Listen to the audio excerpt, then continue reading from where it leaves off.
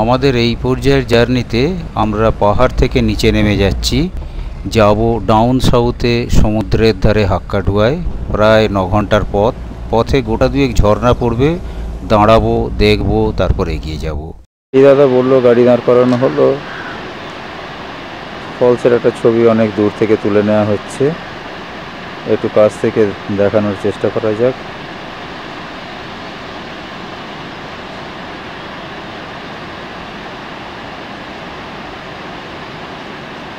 এটা পাহাড়ের কোলে অনেকটা নিচে,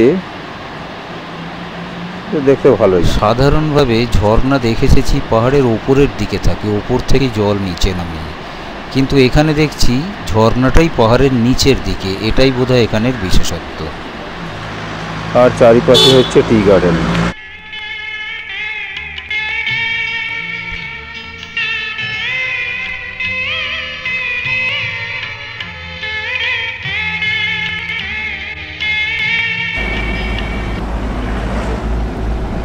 আবার সেই পাহাড়ি পথ, আবার নিচে নামা, একটু বাদেই পড়বে আর একটা ঝর্ণা।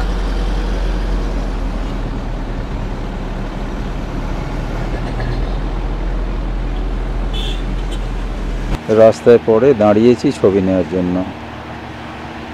এটাই এখানের বড় ফলস, কিন্তু ফলসটা বড় খুব একটা নয়, মোটামুটি।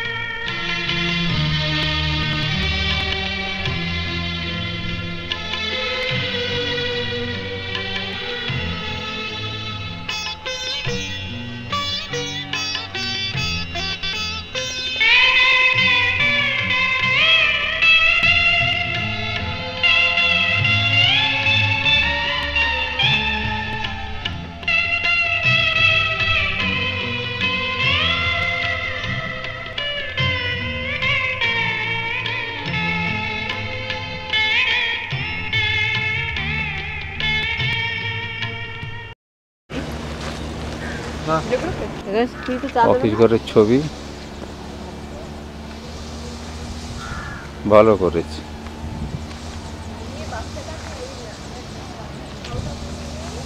আর এই কেটলিটা নাইস।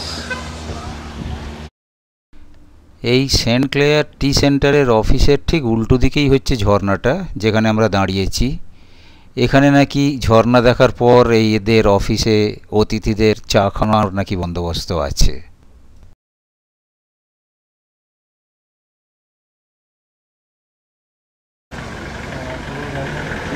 এইখানে সব এসে গাড়ি দাঁড়ায় এবং সবাই দেখে। আবার সেই চা বাগানের পাশ দিয়ে পাহাড়ি পথ। তবে এই চা বাগানের পাশ দিয়ে যেতে যেতে সবার চায়ের প্রচণ্ড তেষ্টা পেয়ে গেছে। এবার একটু দাঁড়াতে হবে চা খেতে। এখানে চা পাওয়া যায়, সেই জন্যে সিম্বলিক্যালি দেয়া রয়েছে। লোকে রাস্তায় যেতে যেতে এই দেখে গাড়ি দাঁড় করায়, দাঁড় করিয়ে চা খায়, চা খেয়ে আবার যায়। সুন্দর করেছে, good, very good symbol on the road. আমরাও দাঁড়িয়েছি, বাপ্পা, চম্পা, টিঙ্কু ওরা চা খেতে গেছে, ওইখানে ওরা চা খাচ্ছে।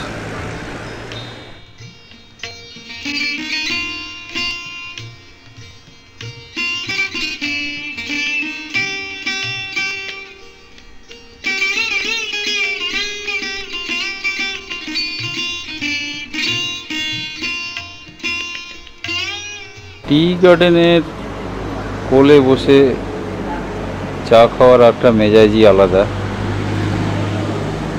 ওরা চা এনজয় করছে, চার পাশে টি গার্ডেন।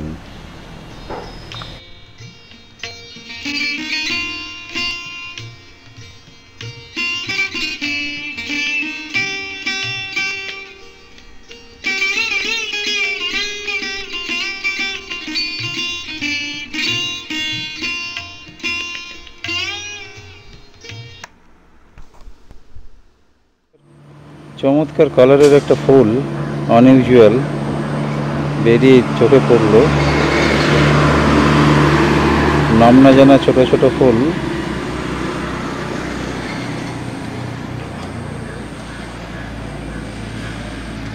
খুব সুন্দর।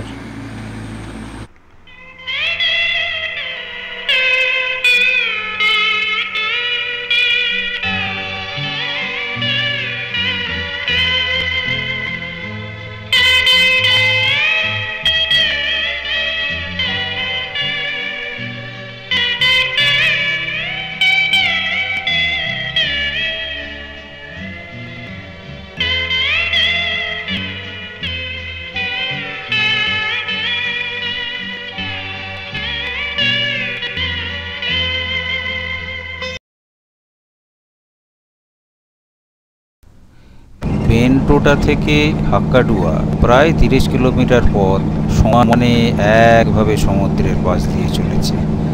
এত লম্বা পথ সমুদ্রের পাশ দিয়ে সচরাচর সত্যিই চোখে পড়ে না।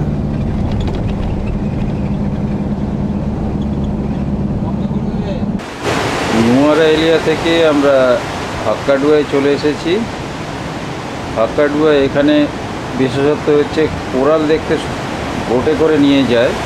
বোটটা পুরো ম্যাগনিফাইং গ্লাস দিয়ে তৈরি, ওরা সমুদ্রে নিয়ে যায়, নিয়ে গিয়ে কোরাল দেখা যায়। কিন্তু আজকে আকাশে মেঘ, রোদ নেই এবং সমুদ্র একটু রাফ, অতএব এই অবস্থায় কোরাল দ্বীপ এনজয় করার কোনো স্কোপ নেই। কী আর করা যাবে, খানিকটা মনমরা অবস্থায় সবাই এসে হোটেলে ব্রেকফাস্ট করা হচ্ছে বিচের ধারে বসে রেস্টুরেন্টে। আমরা যে হোটেলে আছি সেই হোটেলেরই আমরা দোতলায় আছি। হোটেলের ঘরটা থেকে ছবি একটু নেবো সমুদ্রের। এখন সেই হোটেলের নিচে রেস্টুরেন্ট, সেখানে এসে ব্রেকফাস্ট করা হচ্ছে।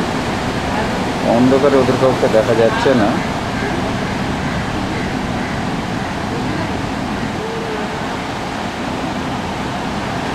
ব্রেকফাস্ট শেষ করে স্নান টান করে হাক্কাডুয়া থেকে আমরা আজকেই কলম্বোর উদ্দেশ্যে রওনা হব এবং আজকে রাত্রে কলম্বোতেই থাকা।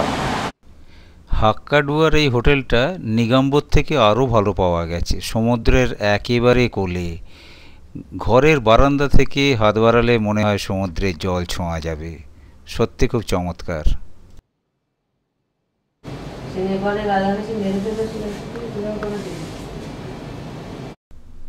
হোটেলের ঘরের মধ্যে বসে চা খেতে খেতে সমুদ্র উপভোগ করা হচ্ছে। বাহ!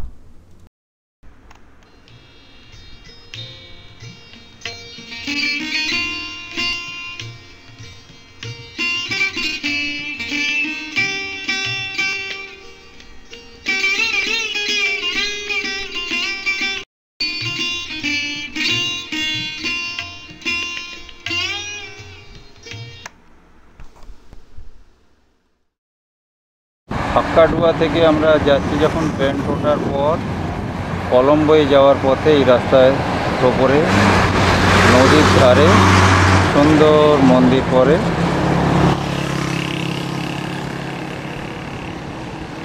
এই মন্দির একবারে নদীর ধারে।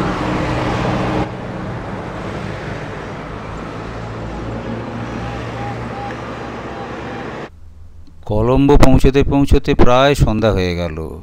কাল সকালেই আমাদের চেন্নাইয়ের উদ্দেশ্যে রওনা হতে হবে।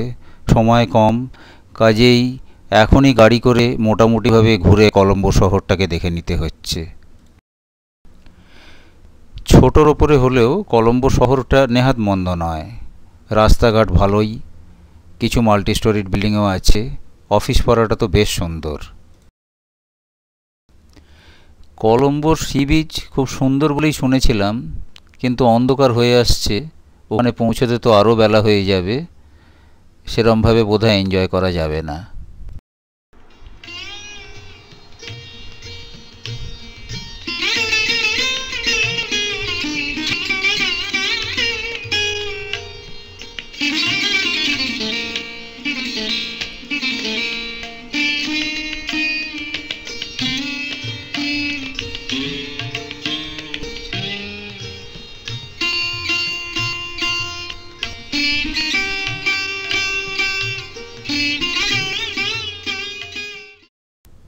আমরা এখন কলম্বো এয়ারপোর্টে পৌঁছে গেছি চেন্নাই ফেরার উদ্দেশ্যে। ওপরে যাওয়া হচ্ছে ডিউটি ফ্রি শপ দেখতে, এয়ারপোর্টটাকে একটু ঘুরে দেখতে, কিছু সময় কাটাতে, ডিপারচার অ্যানাউন্সমেন্টের অপেক্ষায়।